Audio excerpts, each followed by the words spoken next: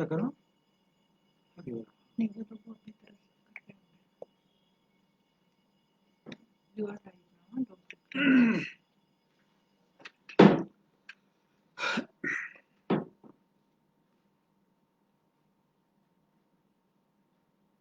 Share to group कर देंगे group so many people can watch. तो पूछेगा ना कौन से ग्रुप से उसको पूछेगा। नहीं कुछ नहीं कर इसको बंद कर दो इसको बंद कर दो। इसको दबा दो। नहीं नहीं लाइव तो ये क्यों इसको यहाँ से वो करूँ क्या? पहले तो पूरा रहा।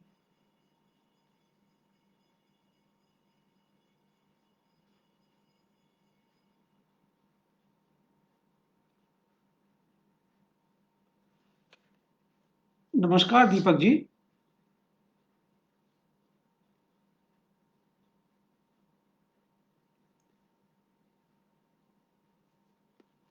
Comment maybe it's going like maybe still 5 minutes क्या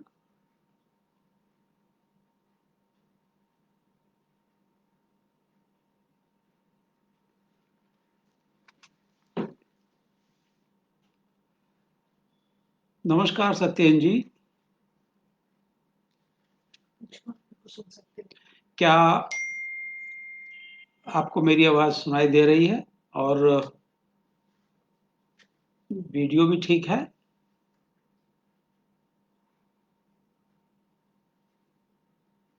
जी।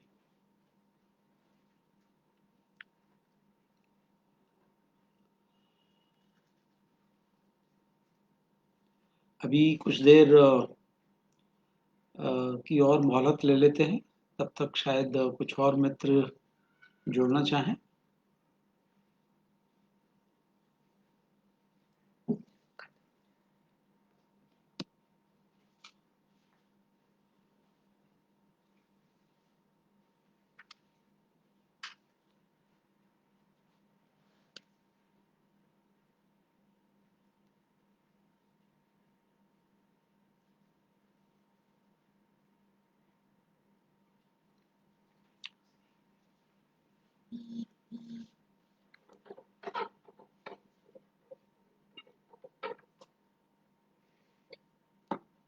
अर्पण जी, अगर आप मुझे इशारा करें तो फिर मैं अपनी बात शुरू कर सकता हूँ, या कुछ और कुछ 1-2 मिनट और।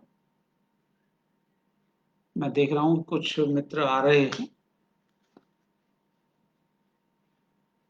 मैं चाहता हूँ कि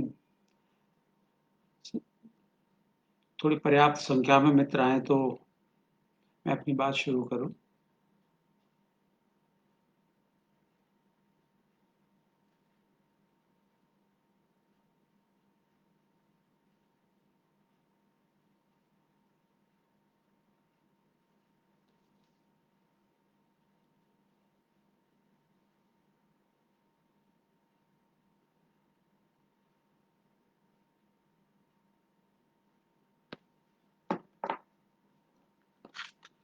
माफ कीजिएगा, आप लोगों को थोड़ा सा इंतजार करना पड़ रहा है, बस। लेकिन हम थोड़ी देर में ही शुरू कर रहे हैं अपनी बातचीत।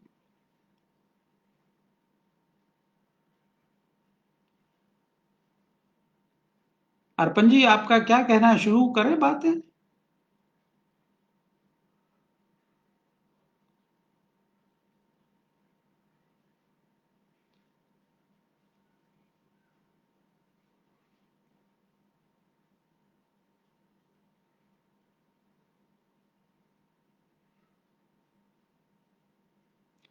जो मित्र शामिल हो चुके हैं वो जरा अगर मुझे अपने उपस्थित होने का इशारा कर दें तो मुझे और थोड़ी सहूलियत रहेगी।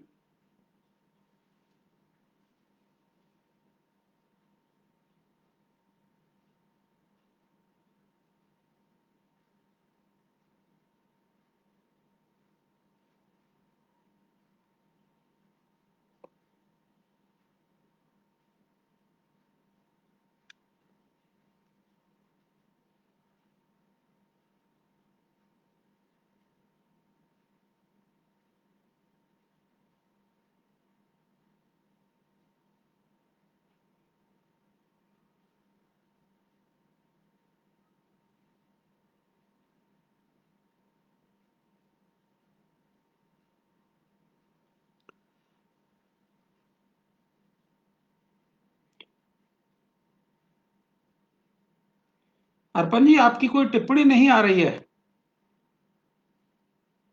जो मैंने आपसे पूछा उसके बाबत जरा आप मुझे बता दें। मैं पहली बारी इस माध्यम में शामिल हो रहा हूँ, तो मुझे बहुत सारी चीज़ों का ज्ञान नहीं है।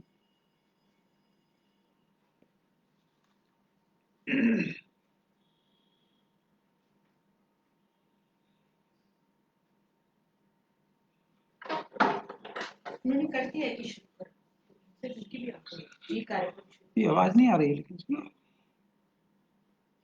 अच्छा।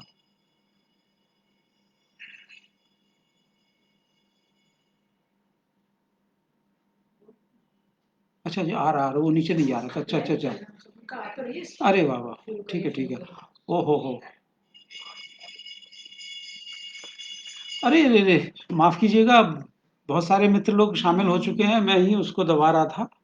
तो कृष्ण मोहन झा जी, दीपक शर्मा जी, राम कुमार तिवारी जी, इला जी, सब। एक सेकंड, किसी का फोन है पता नहीं। Hello hello.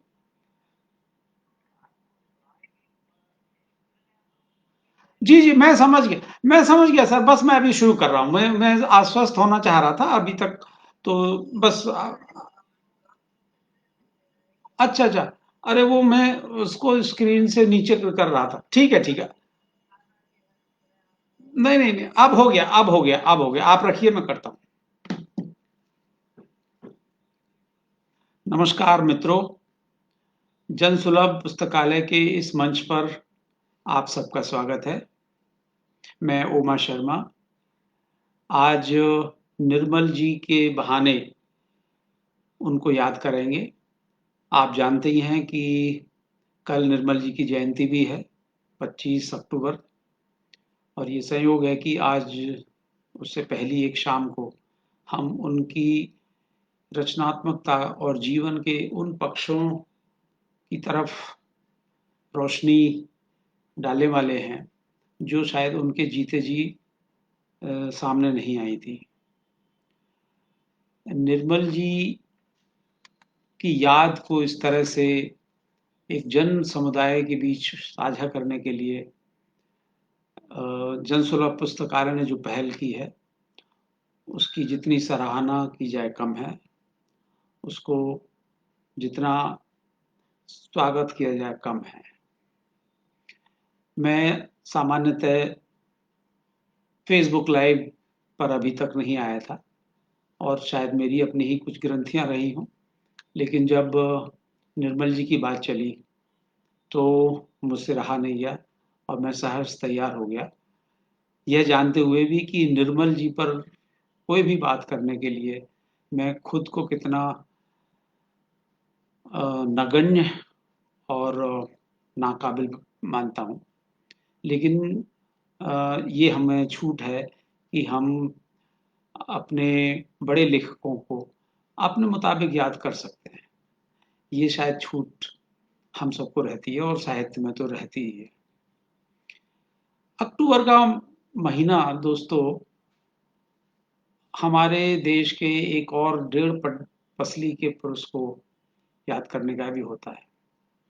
और जब मैं निर्मल जी की कुछ चीज़ों से गुजर रहा था, तो ये मुझे बहुत दिलचस्प लगा कि जिसको आइंस्टाइन ने कहा था कि आने वाली पीढ़ियां शायद भरोसा ना करें कि इस तरह का डेढ़ पसली का आदमी इस धरती पर कभी घूमा फिरा था, तो उसके बारे में, उनके बारे में जो निर्मल जी ने एक बात कही थी, वो मुझे बहुत मार्मिक लगी और मुझे हमेशा याद रहती है।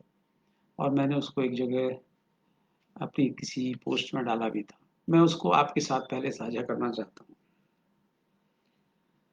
आने वाली पीढ़ियां के संदर्भ में निर्मल जी कहते हैं गांधी जी के लिए, मैं जब भी गांधी के बारे में सोचता हूं तो कौन सी चीज सबसे पहले ध्यान में आती है? लौ जैसी कोई चीज, अंधेरे में सफेद, न्यूनतम जगह घेरती हुई, पतली, निष्पंख और पूरी तरह स्थित प्रज्ञ। फिर भी जलती हुई, इतनी स्थिर कि वह जल रही है, इसका पता नहीं चलता है। ये निर्मल जी महात्मा गांधी के लिए कह रहे हैं। उनका असर जो उन पर था, जो उन्होंने बहुत विस्तार से शायद कहीं नहीं स्वीकारा है, लेकिन जगह जगह उनकी डायरियों में, कभी पत्रों में हमको दिख जाता है। निर्मल जी की यह बात मुझे, महात्मा गांधी के संदर्भ में कही यह बात मुझे अक्सर निर्मल जी के संदर्भ में भी उतनी ही सच लगती है। हम सोच सकते हैं, हमने 15 वर्ष पहले उनको खोया, और आज हम जब उनको याद कर रहे हैं तो हम उनके रचे को ध्यान में रखकर, उनके जीवन के बहुत छोटी चीजों के बारे में जितना हम तक पहुंचा है अभी, उसको देखते हुए हमें लगता है कि यह बात हूबहू उनके लिए है। कैसे उन्होंने अपना जीवन एक सादगी में बिताया, कैसे साहित्य के प्रति पूरी जिंदगी एक समर्पित कलाकार की तरह जिए। कहीं कोई छल नहीं, कहीं कोई दौड़ भाग नहीं, कहीं कोई शोर शराबा नहीं। जिसे नेरुदा कहते हैं कि कहीं अपना एक कवि को बचाव नहीं करना चाहिए या दूसरे के ऊपर आरोप नहीं लगाने चाहिए। वो सबसे, उन सारी विवादों के बीच में भी अपनी एक निष्पंक उपस्थिति रखते हुए, इन सबको देखते हुए मुझे लगता है अभी हमको और हमारे आगे आने वाली पीढ़ियों को निर्मल जी की तरफ बार बार लौटना होगा। मैं जब अपने संदर्भ में निर्मल जी की चीजों को पढ़ता हूँ तो मुझे ये ताज्जुब होता है कि कोई चीज जो मैंने सब जैसे 5 वर्ष या 10 वर्ष पहले पढ़ी थी, और आज जब पढ़ रहा हूँ तो पहले से भी ज्यादा वो मुझे और समीचीन लगती है। वो लगता है जैसे वो 5-10 साल पहले की बात जैसे शायद कहीं मेरे जहन से छिटक गई थी, या मैंने उसे उतना अच्छी तरह से ग्रहण नहीं किया था। अब जैसे अपनी पूरी भयावहता के साथ अपनी सच्चाई को लेकर मेरे सामने पेश हो रही है। मैं निर्मल जी की किताबों से जब भी गुजरता हूँ तो मैं देखता हूँ कि मैंने ज्यादातर किताबों को, ज्यादातर उनकी बातों को, उनके वाक्यों को, उनकी भाषा को कितनी जगह अपने तरीके से हाईलाइट किया हुआ है। लेकिन फिर दोबारा पढ़ता हूँ तो फिर ये लगता है कि ये वाला हिस्सा भी तो इतना ही महत्वपूर्ण है या कहीं ज्यादा महत्वपूर्ण है, ये कैसे मुझसे छूट गया। तो फिर से ये एहसास होता है। यानी निर्मल जी एक ऐसे कथाकार, विचारक और संपूर्ण लेखक हैं, लगते हैं, जो हमें बार बार लौट उनके अपनी तरफ लौटने पर समृद्ध करते हैं, कुछ ना कुछ देते हैं। वो सिर्फ जितना उनकी कथा या उपन्यासों से में शामिल है, वह जो उनकी वैचारिकी में शामिल है, और उनके जीवन में तो कहीं और ज्यादा शामिल है। लेकिन जिस लेखक या विचारक, चिंतक, उपन्यासकार के प्रति आपके भीतर इतनी जिज्ञासाएं हों, इतना प्रेम और स्नेह हो, उसके बारे में आप एक जिज्ञासा यह भी रखते हैं कि उसका जीवन कैसा था। दुर्भाग्य से जब हम अपने लेखकों के जीवन की तरफ की तरफ मुड़ते हैं या उनको जानना चाहते हैं तो हमें बड़ी निराशा होती है। मुझे जीवनी परक और आत्मकथात्मक साहित्य में एक दिलचस्पी रहती है। तो मैं जब अपने लेखकों के बारे में जानना चाहता हूँ तो मुझे बहुत कम ऐसी चीजें सामने मिलती हैं जिनसे मैं उनकी जिंदगी और उनके रचे में कुछ तालमेल या कुछ विरोधाभास जैसी कुछ चीज है अगर उनका मिलान कर सकूं। निर्मल जी के संदर्भ में यदि आप किसी पुस्तकालय में जाइए तो उनकी रचनाएं मिल जाएंगी, उनके कहानी संग्रह, यात्रा वृत्तांत, उपन्यास सभी मिल जाएंगे। लेकिन जिसे कहते हैं कि कोई उनकी जीवनी जैसा कुछ नहीं मिलेगा। आत्मकथा के तो लिखने के लिए वो कभी तैयार ही नहीं होते थे, और उसको उसूलन मानते भी नहीं थे कि हालांकि ये एक देखिए एक दूसरा विरोधाभास है कि निर्मल जी ने पता नहीं कितनी तरह की आत्मकथाएं पढ़ी होंगी। न सिर्फ पढ़ते थे, बहुत मन से पढ़ी थी। जैसे ऑरवेल की आत्मकथा को वो अक्सर जिक्र करते हैं। जे.बी. शाह को, बर्नार्ड शाह की आत्मकथा का अक्सर जिक्र करते हैं।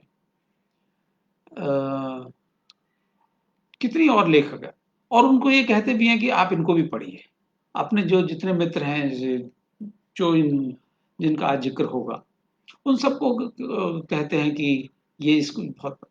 लेकिन जहां आप उनके जीवनियों को या उनकी आत्मकथा को पढ़ने के लिए प्रेरित करते हैं, कभी हम उस तरफ नहीं जाते। उनके ऊपर जैसे साहित्य अकादमी ने जो मोनोग्राफ निकाला, वो भी मुझे बहुत अपर्याप्त लगा। मतलब एक सिर्फ आलोचना की चीजों को समेटते हुए, उसमें उनकी निजता के पहलू लगभग नदारद। आप कोई सम पूछ सकता है कि निजता के पहलुओं का किसी लेखक या रचनाकार के संदर्भ में क्या महत्व है। मैं ये सोचता हूँ कि हम सबकी रचनाओं के या किसी बड़े लेखक की रचनाओं को, चाहे वो टॉल्स्टॉय हो, चाहे वो दोस्तोयेवस्की हो, चाहे वो चेखव हो, चाहे वो कैथरीन मैन्सफील्ड हो, या कोई दूसरे लेखक, जब हमें उनके जीवन की कुछ झांकी मिलती है, तो शायद उनके उनकी रचनाओं को एप्रिशिएट करने में भी मदद मिलती है। आप विकिपीडिया से ये काम नहीं करा सकते, क्योंकि वहां पर तो वो 2-2.5 पेज जैसी कुछ ऐसी चीजें मिलेंगी जो पहले से ही आपको पता है। उनकी बस महत्वपूर्ण कृतियों का जिक्र, उनकी कुछ कहानियों का, आलोचनाओं का और विचारों का जिक्र। तो ऐसे में आज मैं अगर आपसे संबोधित हूं, तो इसकी एक खास वजह यह है कि पिछले दिनों, जबकि इतनी जल्दी भी नहीं, निर्मल जी की 3 किताबें मुझे उपलब्ध हुई। 3 पत्रों की किताबें। उन्होंने जो पत्र अपने मित्रों को लिखे, अपने भाई को लिखे, ये बड़े लंबे अरसे तक पत्राचार चलता रहा। जब हम पत्र लिखते हैं, तो हम ये नहीं सोचते कि इनका क्या एक दीर्घकालीन महत्व होगा। हम अपनी तात्कालिक मानसिकता में जो भी महत्वपूर्ण या जरूरी समझते हैं, वो एक दूसरे से साझा करते हैं। लेकिन धीरे धीरे ये लगता है कि अगर ये पत्राचार खुशकिस्मती से 20-25 वर्ष चलता रहे, तो उससे जो एक सिलसिला बनता है, उससे बहुत सारी चीजें हमें हासिल हो जाती हैं। उससे हम उस पत्र लेखक के बारे में ही नहीं, सामने वाले उस संवाददाता के बारे में भी बहुत कुछ एक जायजा ले लेते हैं। यह मुझे बहुत दिलचस्प लगा। तो ये हमारी खुशनसीबी है कि निर्मल जी के लिखे पत्र हमें आज उपलब्ध हैं। इसलिए जो बायोग्राफिकल लेवल पर, यानी जो जीवनी के स्तर पर हमें जो चीजें उपलब्ध नहीं थी अभी, या हिंदी में उपलब्ध नहीं थी, उसकी एक वानगी हमें, या उसकी एक हल्की सी आहट हमें मिल रही है। तृप्त शायद हम अभी भी नहीं हुए हैं, लेकिन हमें निर्मल जी को जांचने, परखने का और समझने का शायद एक और जरिया हाथ लगे। ये जरिया क्या है, इस बारे में मैं आज आपसे अपनी बातें रखूंगा।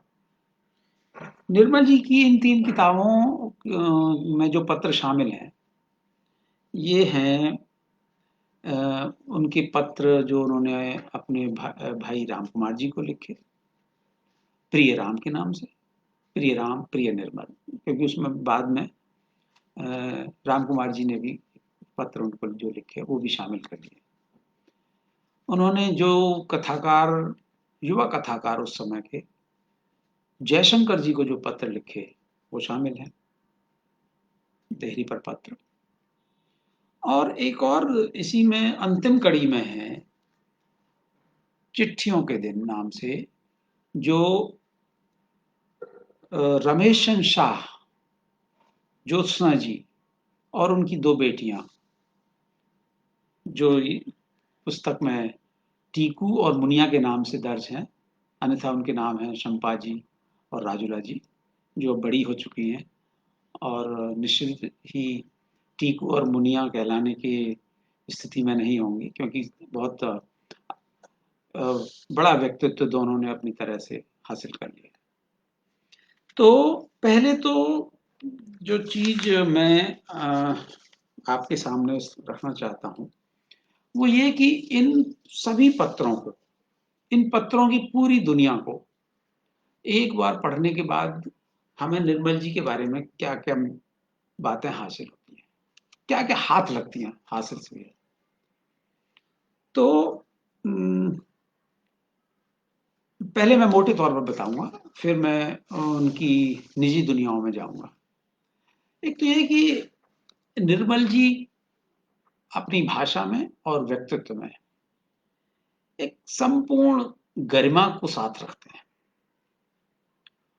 दुख हो, सुख हो, कुछ लिखा हो, नहीं लिखा हो, कुछ बेचैनी महसूस हो रही है या कुछ खुशी हो रही है, वो उसको अभिव्यक्त करते समय जो भाषाई गरिमा अपनाते हैं, जो वास्तव में उनके व्यक्तित्व की गरिमा है, वह बहुत गौरतलब है। ये गरिमा उनकी कहानी, उपन्यास और वैचारिक निबंधों में भी मिलेगी, लेकिन यहाँ पर जिस रवानगी, सादगी और आत्मीयता से वो हमारे सामने खुलकर आती है, यह मुझे बहुत दिलचस्प लगा। और ये गरिमा मैं ये मानता हूं, और यह जाहिर भी होता है कि जिस गरिमापूर्ण आचरण से निर्मल जी अपने मित्रों के साथ पेश आते हैं, उस गरिमा का कमोबेश बहुत अंश उन मित्रों के पास भी रह जाता है, उनका अपना भी रहता हुआ, इससे कोई इनकार नहीं है। लेकिन ये शायद देखने वाली बात होगी कि उस गरिमा की कैसी बानगी, निर्मल जी के जो जो मित्र आपको मिलेंगे उनमें कुछ और हो ना हो, या और दूसरा कुछ बहुत हो, लेकिन एक गरिमापूर्ण भाषा, गरिमापूर्ण उपस्थिति, आचरण की, भाषा की आपको लगातार मिलेंगे।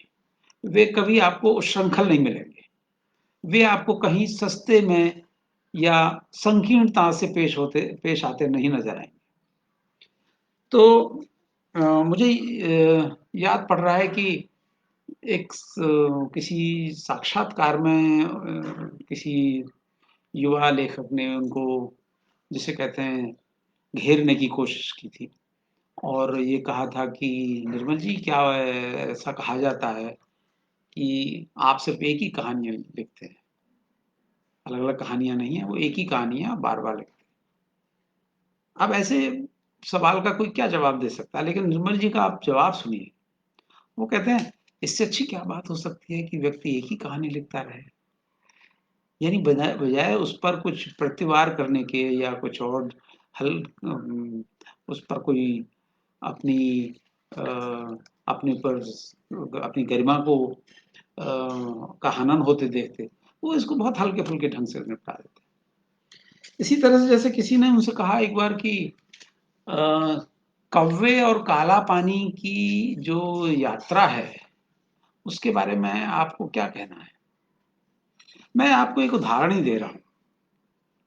तो मुझे उनका जवाब इतना गुदगुदाने वाला लगा, और ये कोई युवा लेखक नहीं पूछा होगा।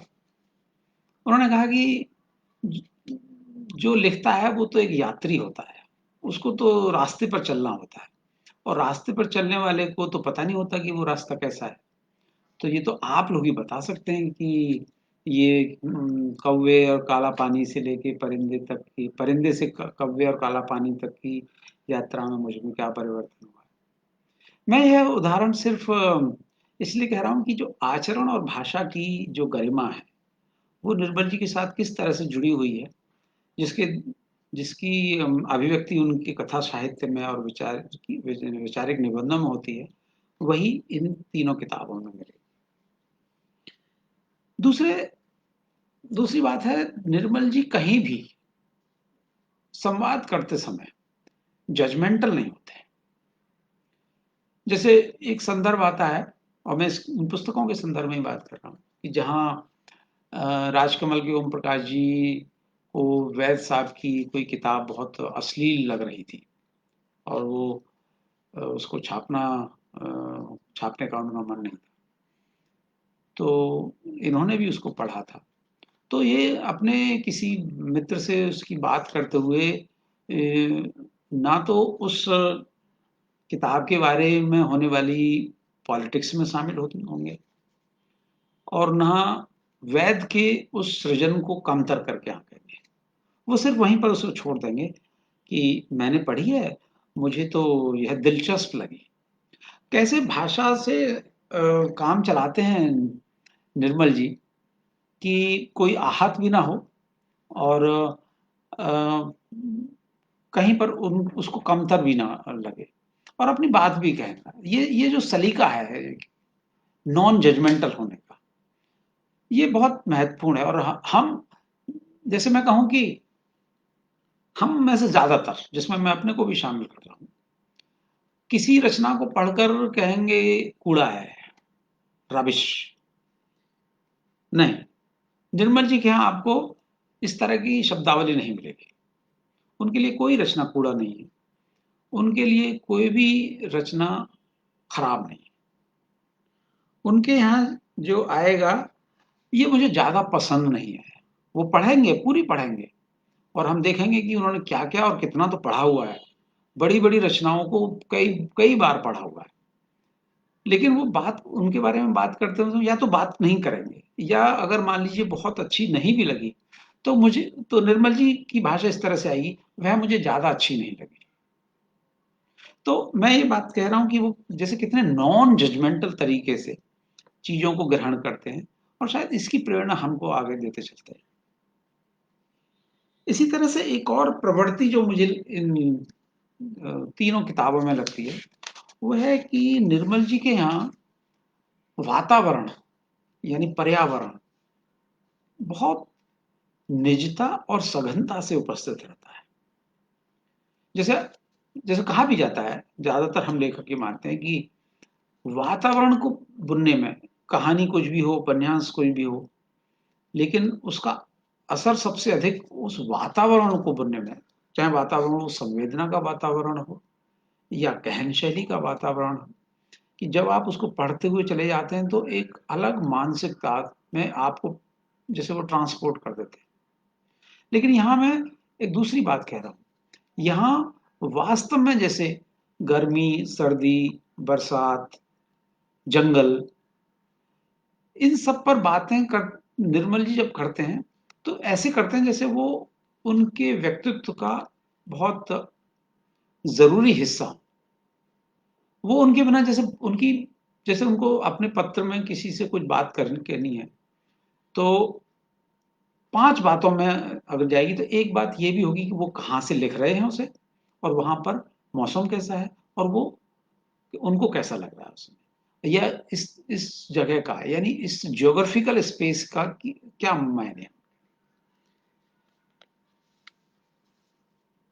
एक और महत्वपूर्ण बात जो सभी पत्रों के जरिए नकल कराएगी, वो ये कि निर्मल जी कभी भी आर्थिक पक्षों की कभी बात नहीं करते मिलेंगे। अब जैसे इन पत्रों के एक परोक्ष पाठ से पता चलता है कि अपने जीवन के महत्वपूर्ण वर्षों में वो कितने आर्थिक रूप से अभावग्रस्त से रहे, लेकिन कहीं पर भी इसका असर ना तो उनके अध्ययन पर आता है, ना उनकी मानसिकता पर आता है, ना उनके रचे पर आता है। उनके जो पात्र जिस तरह से होने चाहिए, वो लगभग उस जीवन से बिल्कुल मुक्त हैं। कहीं पर भी हो, जैसे उनके भाई राम कुमार जी की बात करें, राम कुमार जी की जैसे कहीं पर कोई प्रदर्शनी हो रही है, राम कुमार जी हमारे देश के बहुत बड़ी और प्रतिष्ठित चित्रकार रहे, प्रथम श्रेणी के चित्रकार।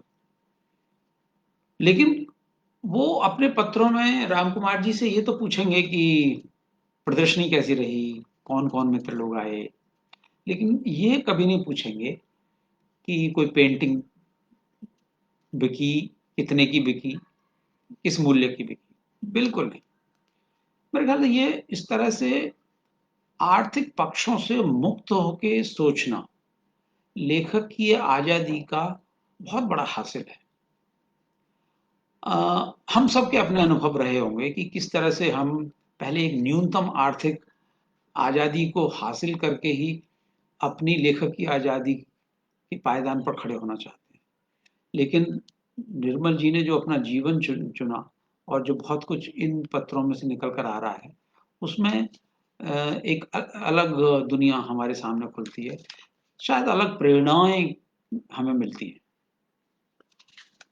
इसी तरह एक और मैं पहले सामान्य बातों में एक और चीज मैं यहाँ बताना चाहता हूँ कि जब तीनों प्रकार के मित्र उनके शामिल हैं, मैं राम कुमार जी को भी उनको मित्रवत ही मानता हूँ, क्योंकि राम कुमार जी से भी वो मित्रवत ही पेश आते हैं। हालांकि राम कुमार जी उनसे 5 वर्ष बड़े थे, लेकिन भाइयों में बिल्कुल एक मित्रता का संबंध था। वो तुम के स्तर पर ही बात करते थे, प्रिय राम बोलेंगे। हालांकि दूसरे छोटे उम्र में छोटे मित्रों को चाहे वो जी लगा के हमेशा बात करते देखें, लेकिन मित्र अपने भाई को वो अप्रिय राम, और किताब का नाम भी उसी तरह से रखा है, उस तरह से मिलेंगे। तो यहाँ महत्वपूर्ण बात जो मैं समझता हूँ वो ये कि अपने अलग अलग मित्रों को जब वो किसी किताब का जिक्र करते हैं तो वो एक ही तरह से नहीं करते। ये बड़ी दिलचस्प बात लगी मुझे कि वो जयशंकर जी के साथ, और ये निरीक्षण तीनों किताबों को पढ़ के ही मुझे समझ में आया कि जब वो एक ही किताब, हालांकि पहले तो वो अलग अलग किताबों के जिक्र करते हैं, उनकी दिलचस्पी के क्या संदर्भ हो सकते हैं, दूसरे मित्र की क्या हो सकते हैं, पहले उसके साथ है। क्योंकि ऐसा लगता है कि निर्मल जी ने दुनिया भर की किताबें पढ़ी हुई हैं। मतलब 10 लोगों ने जो मिलकर पढ़ा हुआ है वो निर्मल जी ने जैसे पढ़ा हुआ है, और ना सिर्फ पढ़ा हुआ है बल्कि उनको याद भी रहता है। तो आप अगर संयोग से किसी किताब का जिक्र कर दें तो वो उसके बहुत बारीक चीजों का जिक्र कर देंगे। मुझे याद है मेरी एक अपनी ख्वाहिश थी बहुत पहले, सन 2001 के आसपास, जब मैं स्टीफन स्वाइग की आत्मकथा द वर्ल्ड ऑफ यस्टरडे का हिंदी में अनुवाद करने लगा था। तो मेरी एक बहुत छोटी सी इच्छा हुई कि इस किताब को किसी के हाथों अगर विमोचन हो जाए तो कितना अच्छा रहे, किसी बड़े लेखक से। तो मेरे ज़हन में सबसे पहले निर्मल जी ही आए। मैंने उनको एक अंतर्देशीय लिखा, अपने बारे में थोड़ा-सा बताया और बताया कि मैं इस किताब का, आप देखिए थोड़े दिनों बाद जो मेरे पास वो धरोहर के रूप में अंतर्देशीय मिला, उसमें उन्होंने इतनी आत्मीयता से उस मेरे अम, प्रस्ताव को स्वीकारा और बड़ी सहजता से और आत्मीयता से कहा, अरे आपने किस लेखक का जिक्र कर दिया। मैं जब यूरोप में था तो ये किताब मेरी बहुत प्रिय किताब रही और मैंने इसे तभी पढ़ा था। ये हिंदी में आएगी तो ये तो बहुत अच्छी घटना होगी। मतलब इतने, और बाद में जब मैंने पूर्व ग्रह के उस महत्वपूर्ण ऐतिहासिक साक्षात्कार को देखा तो बाकायदा मैं मुझे वो उस किताब का जिक्र करते नजर आए कि ये किस रूप में दुनिया की इकलौती आत्मकथा है जहाँ लेखक अपने बारे में बात नहीं कर रहा है। शायद इसीलिए निर्मल जी खुद अपनी आत्मकथा नहीं लिखना चाहते थे, क्योंकि वो क्या सोचते थे कि जो उनका है, जो कुछ उनके पास है वो तो उनकी रचनाओं में आ रहा है, अब आत्मकथा में आने लायक क्या बचा है, क्यों या क्यों आना, किसी की दिलचस्पी होनी चाहिए। खैर, तो वो इतनी सहजता से उन्होंने वो प्रस्ताव मान लिया। बाद में मैं ही थोड़ा सा, शायद ये निर्मलीय संस्कारी होते हैं कि मुझे लगा कि मैं शायद उनका दोहन करूंगा और मेरे अनुवाद को, मेरे जो एक उतने अच्छे अनुवाद ना हो, और मैं, मेरी चूंकि पहली किताब है ये, तो शायद मैं निर्मल जी के नाम का कुछ फायदा लेना चाह रहा हूँ। तो मैं थोड़ा सा, मुझे ही खुद संकोच हो गया। आज आज मुझे इस संकोच पर बहुत पछतावा होता है कि मैं निर्मल जी के इस स्वीकृति को आगे नहीं बढ़ा पाया। शायद इसका एक दूसरा कारण ये भी था कि मुझे पता लग गया था कि उनका स्वास्थ्य ठीक नहीं रहता है और फिर वो कहीं उनको असमंजस लगे कि जैसे मैं शायद दूसरा कारण हो रहा है। तो स्वास्थ्य की बात से मुझे अंतिम बात जो इस संदर्भ में कहनी है वो ये कि निर्मल जी अपने अस्वस्थता, निर्मल जी बहुत लंबे समय तक अस्वस्थ रहे और बीच बीच में अस्वस्थ होते रहते थे। निर्मल जी अपनी अस्वस्थता का जिक्र किसी पत्र में नहीं करते और जब करते भी हैं तो वो इस तरह से करते हैं कि पत्र लिखने में जैसे देरी क्यों हुई, तो वो उस तरह से हालांकि ये पता लगता है कि वो जैसे हफ्तों हफ्तों या कभी दो दो हफ्ते तक किसी अस्पताल में उनको जाना पड़ा। तो ये बातें मैं जो मोटे तौर पर इन तीनों किताबों की हैं उनके बारे में है। मुझे इन तीनों किताबों को पढ़ के जो एक मशहूर पंक्ति याद आती है वो जर्मन लेखक गेटे की है कि every conversation is a form of authorship. और ये पत्र संवाद मुझे निर्मल जी की उस ऑथरशिप के बिल्कुल जीते जागते सबूत लगते हैं। अब मैं इन तीनों किताबों के अलग अलग जो पक्ष हैं उनके बारे में बात करना चाहूँगा। अगर मैं थोड़ा सा समय ले रहा हूँ तो आप मुझे थोड़ा सा माफ़ करेंगे, लेकिन ये बहुत दिलचस्प बात है कि निर्मल जी अपने इन संवादियों को या इन संवाददाताओं से किन किन बिंदुओं पर बात करते हैं। बहुत सारी बातें जैसे मैंने अभी उल्लेख किया सामने आती हैं, वातावरण को लेकर, उनकी पढ़ी हुई चीज़ों को लेकर, लेकिन फिर भी जो बातें वे जयशंकर जी के साथ करते हैं उनका एक दायरा है, राम कुमार जी के साथ का थोड़ा सा अलग है और रमेशन शाह और उनके परिवार के साथ का उससे भी अलग है। आत्मीयता सभी में बराबर है, गरिमा सभी में बराबर है, एक साहित्यिक कृति का स्वाद सब में मिलता है, लेकिन फिर भी कुछ फर्क आते हैं। ये फर्क क्या है, इसकी मैं वानगी आपको देना चाहता हूँ। इसलिए मैं अब इन किताबों की तरफ आपको लिए चलता हूँ। जैसे जयशंकर जी की जो किताब है उसके प्रमुख 6 बिंदु मुझे ऐसे लगे जो रेखांकित करने योग्य। जैसे पहला है कि वो बताते हैं, जयशंकर जी और उनमें आप मित्रों को पता होगा करीब 30 बरस का फर्क है।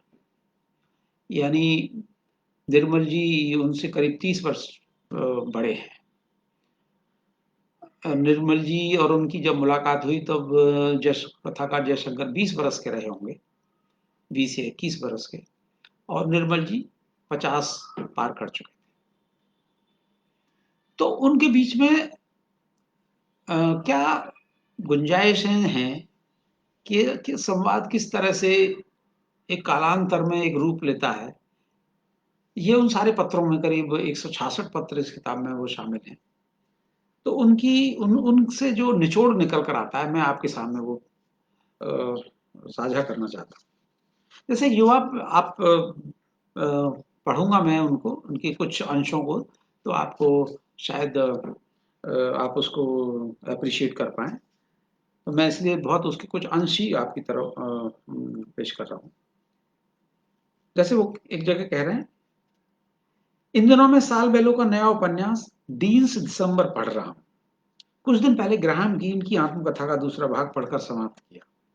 एक लेखक अपने उपन्यासों की सामग्री कितनी अपूर्वभूत घटनाओं से और कितने अप्रत्याशित रूप से जमा करता है, इस बारे में बहुत सी दिलचस्प बातें पता चली। ये सन 82 का पत्र है। फिर वो आगे लिखते हैं किसी और पत्र में, इन दिनों में प्रूस्ट के लंबे उपन्यास रिमेम्बरिंग्स ऑफ थिंग्स पास्ट का चौथा भाग द कैप्चर पढ़ रहा हूं। वर्जीनिया वुल्फ की डायरी भी बीच बीच में पढ़ लेता हूं, जिससे बहुत प्रेरणा मिलती है। कितने हैंडीकैप्स के बावजूद वह लिख लेती थी, बराबर के उत्कृष्ट उपन्यास और निबंध। यह चीज बहुत अद्भुत लगती है। यहाँ मैं साथियों एक चीज कहना चाहूंगा और बल्कि उसको कहने का लोभ संभालने का कि निर्मल जी जब किसी कृति या किसी लेखक की किसी कृति का जिक्र करते हैं तो एक बहुत संक्षिप्त सी राय उस पर जरूर देते हैं। वो सिर्फ राय इतनी नहीं है कि बहुत अच्छी है या अच्छी नहीं है, वो क्यों अच्छी है और उसका क्या सार तत्व है ये जरूर बताते हैं। और ये किसी आलोचकीय निगाह से नहीं, ये एक पाठकीय और लेखकीय निगाह का शायद कुछ मिला जुला रूप होता है जो यहाँ पर इन पत्रों में आप आगे देखेंगे। जैसे अगले एक और पत्र में कहते हैं, इन दिनों मैं चेखव की जीवनी पढ़ रहा हूँ। चेखव का जीवन पढ़ते हुए एक अपूर्व प्रेरणा मिलती है। अपने अपनी अकर्मण्यता पर कुछ शर्म भी आती है, यह देखकर कि बीमार रहने वाले चेखव अपने छोटे से जीवन में कितना कुछ करते थे। लोगों की चिकित्सा, स्कूल और अस्पताल बनाना, पूरे परिवार का भरण पोषण और इसके अलावा अपना लेखन। उनकी कहानियों के पीछे अपार अनुभव संपदा थी, तभी उनका हर शब्द इतना जीवंत जान पड़ता है। आप देखिए ये एक युवा लेखक को कह रहे हैं सन 86 में। पिछले दिनों रेणु का परती परिकथा दोबारा पढ़ा। रेणु जैसे कथाकार किसी भी भाषा में दुर्लभ होते हैं। उन्हें जब मैं पढ़ता हूं मन कहीं बहुत गहरे स्तर पर उत्साहित होता है। हिंदी में शायद ही कोई लेखक अपनी कलात्मकता में इतना खरा और संपूर्ण दिखाई देता है।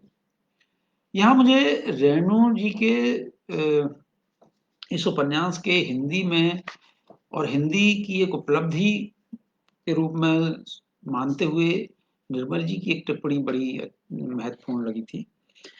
उन्होंने कहा कि रेणु का उपन्यास अंग्रेजी में, ये बात वो भाषा के संदर्भ में कह रहे हैं, वो विक्रम सेठ के किसी दोयम उपन्यास की तरह दिखेगा।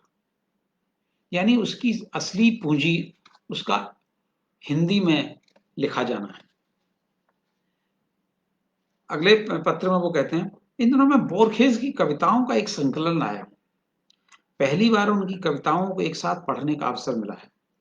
मैं उन्हें धीरे धीरे किसी पुराने उपनिषद के श्लोक की तरह पढ़ता हूँ। उसमें वही एक प्राचीन किस्म का भाव बोध है जो ऋषियों या बूढ़े सेजेस की मेलंकोलिक विजडम की याद दिलाता है। अब देखिए इस तरह बड़ी रचनाओं पर टिप्पणी करता कोई बड़ा लेखक अपने युवा लेखक से संबोधित है।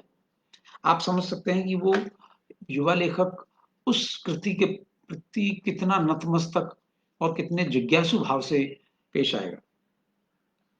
टैगोर के लिए कहते हैं, टैगोर ऐसे लेखक हैं जो बढ़ती उम्र में पसंद आते हैं, जबकि शायद प्रेमचंद और जैनेंद्र के बारे में सत्य उल्टा है।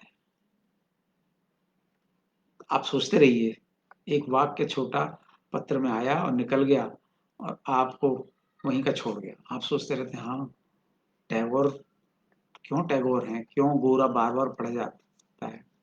और आप ये देखिए जैनेंद्र और प्रेमचंद को कहीं भी कमतर नहीं आंका गया है, लेकिन दोनों की तुलनाओं को कैसे कितनी साफ गोई से साफ दिली से अपने एक युवा लेखक को समझा। अगले पत्र में वो लिखते हैं, इन दिनों जब समय मिलता है मैं इसाक डिनेसन की कहानियां पढ़ता हूँ। वह सचमुच असाधारण लेखिका थी। जिस मैजिकल रियलिज्म की बात आज हम करते हैं, मुद्दत पहले वह उनकी कहानियों में मौजूद थी। यथार्थ से परे एक ऐसी जमीन समेटती हुई जहां जीवन ही जादू बन जाता है और जादू का यथार्थ जीवन में स्पंदित होता है। अगली टिप्पणी देखिए कितनी महत्वपूर्ण है। इन दिनों मैंने अमेरिकी लेखिका फ्लैनरी ओ कॉनोर की कुछ असाधारण कहानियां पढ़ी हैं। वह दक्षिण अमेरिका की रहने वाली कैथोलिक लेखिका थी, उसी प्रदेश की निवासी जो फॉकनर, कैसन मार्कुलर्स, टेनिस विलियम्स का परिवेश था। अब देखिए कुछ ऐसा संयोग पढ़ने के साथ होता है कि जब हम एक लेखक के साथ होते हैं तो उसी रास्ते पर चलने वाले उसके सहयात्रियों की राहें भी दिखाई देने लगती हैं। साहित्य की दुनिया के सभी विद्यार्थी इस बात से सहमत होंगे कि ये कितना बड़ा सच निर्मल जी अपने एक पत्र में कह रहे हैं। अगला पत्र देखिए, इन दिनों रिल्के के अधूरे पड़े पत्र समाप्त किए। उन्हें पढ़ना एक असाधारण अनुभव है। वाक्य एक सधे हुए तीर की तरह मर्म पर बिंध जाता है।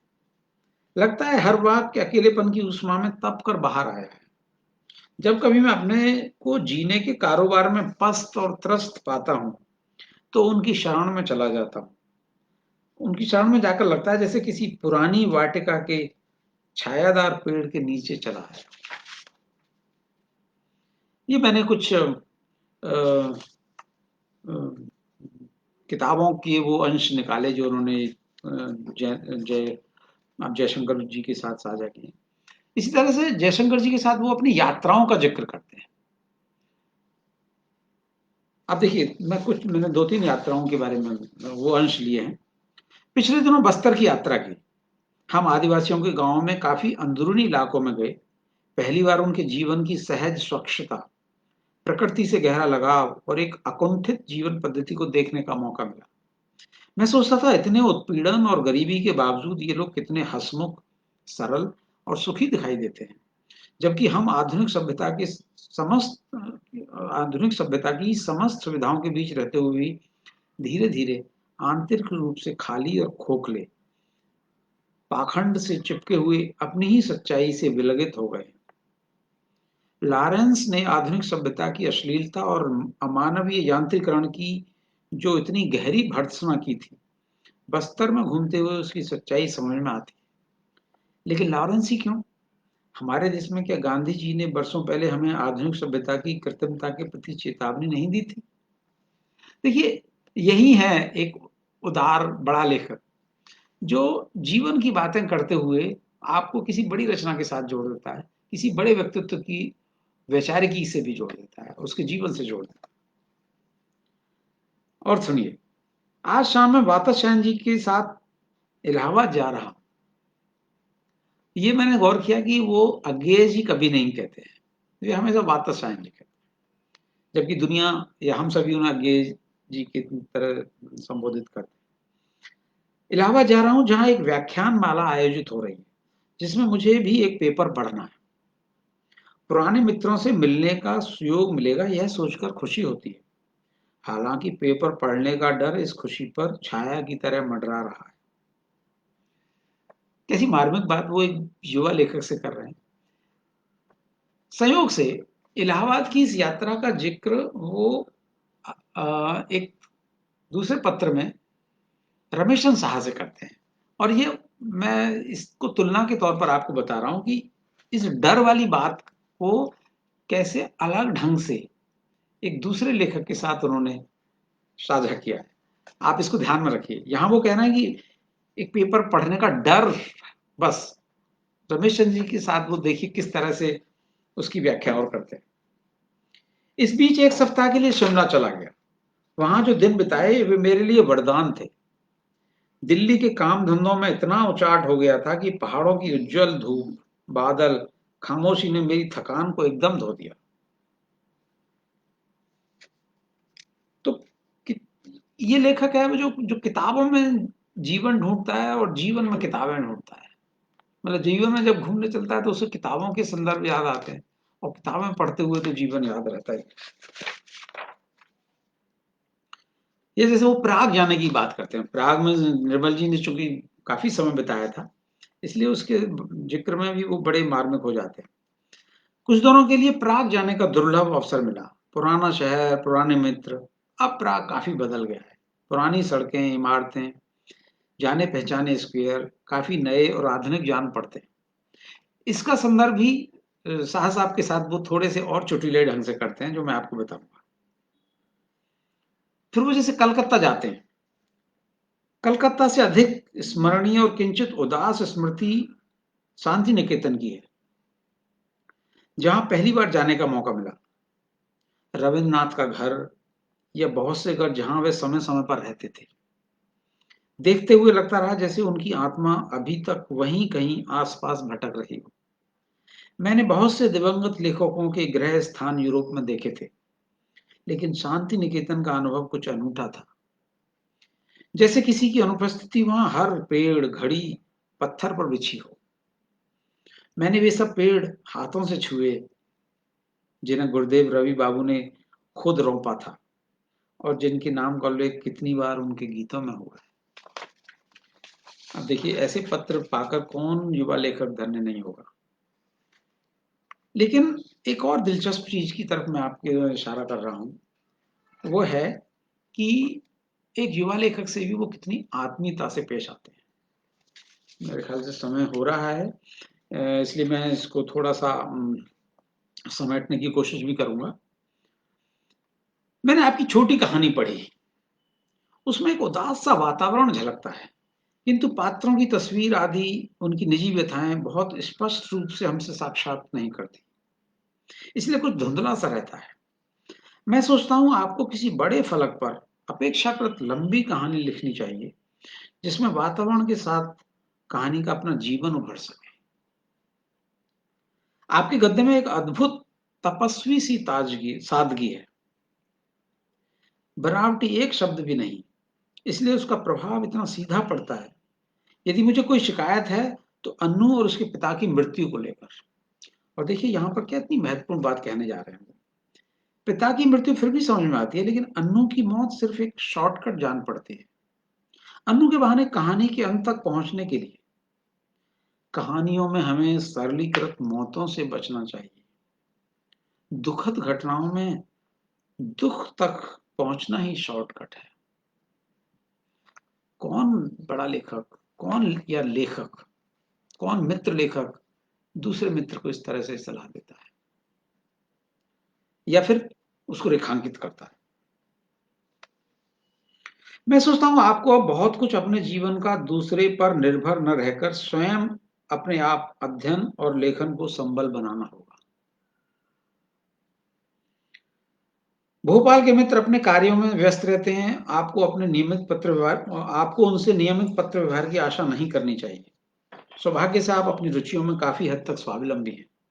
संगीत, पुस्तकों और कलाओं में आपकी दिलचस्पी बहुत हद तक आपके अनुभवों को एक नए क्षितिज की ओर ले जाती है, जहां आपका अकेलापन धुंध की तरह छितर जाता है।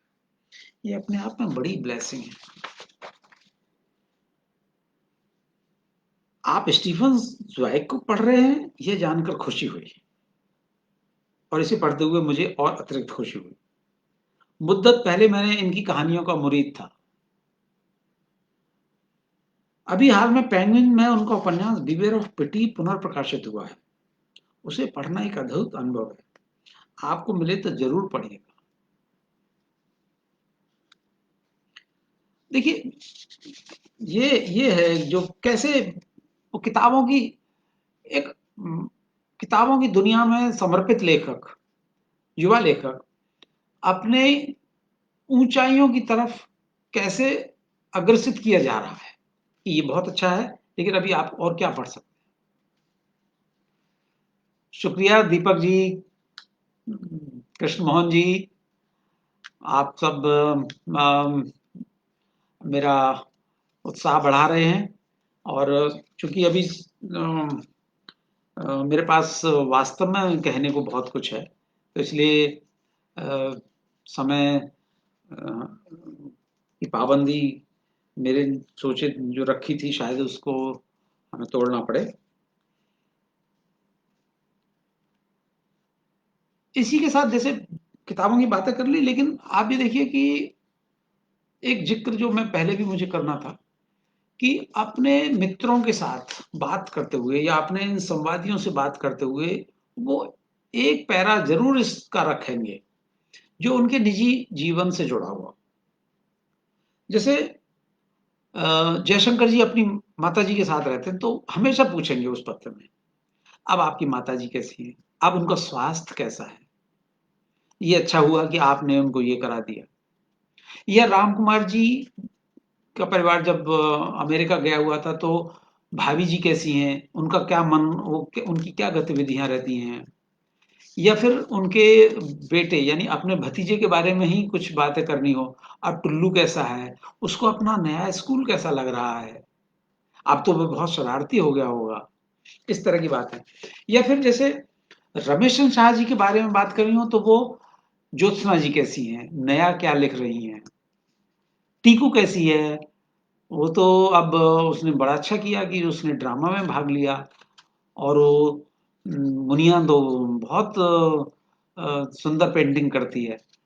यानी इस तरह से वो जुड़ाव महसूस करते हैं कि जैसे आप आत्मीयता के सूत्रों के साथ एकदम बंध जाते हैं। जयशंकर जी का कला फिल्मों की तरफ बहुत रुझान रहा है और उनके भी निर्मल जी भी बहुत शौकीन थे, इसलिए अपने समय की सीमा के तहत जब तब वो फिल्में देखते थे, तो इसलिए काफ़ी कुछ बातें कला फिल्मों को लेकर हैं, लेकिन मैं उसको थोड़ा सा समेट रहा हूँ और थोड़ी सी चर्चा में बस उन समकालीन संदर्भों की करूंगा जो बहुत स्पर्श एक ढंग से यहाँ पर आई है। एक है जैसे वो यूरोप में रहे और वहां पर जैसे आप मित्र जानते होंगे कि चेकोस्लोवाकिया में उन दिनों जिसे कहते हैं प्राग स्प्रिंग का दौर था, यानी जो एक कम्युनिस्ट शासन ने दूसरे जगह कब्जा किया हुआ था, उसके प्रतिरोध में जैसे कुछ प्रतिरोधी शक्तियां ना उभर कर आने लगी, जो हमने कुछ दिनों बाद दूसरे देशों में भी देखा। तो वहां पर उन दिनों सन 68 में निर्मल जी थे, तो वो उसका जिक्र करते हैं।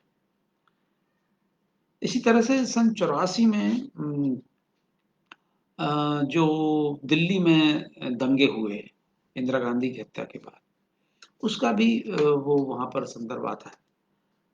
बहुत विस्तार से उनकी बातें नहीं होती, लेकिन निर्मल जी को जिन चीजों से वो आहत होते हैं बहुत विस्तार देने की आदत भी नहीं। वो जितना भी विस्तार देंगे वो शायद अपने निबंधों में या अपनी रचनाओं में देते हैं, लेकिन वो अपनी बात फिर भी पत्रों में कह देते हैं। दिल्ली के जैसे संदर्भ में एक बात कह रहे हैं वो, इन दिनों भीड़ भरे आयोजनों में जाने का मन घबराता है, लेकिन यह समय और हमारे युग का अभिशाप है कि बिना संगोष्ठियों सेमिनारों में जाए अपने प्रिय लोगों से मिलना असंभव होता जा रहा है। यह ये बात वो सन 89 में कह रहे हैं और लगभग यही बात आज मैं दिल्ली के अक्सर मित्रों से सुनता रहा। एक जिक्र है वो नामवर जी ने आलोचना का एक अंक निर्मल जी पर निकाला था, तो मैं इस बात को इसलिए यहाँ रेखांकित कर रहा हूँ कि उसमें नामवर जी की के बारे में बहुत अच्छी बातें नहीं हुई निर्मल जी के बारे में।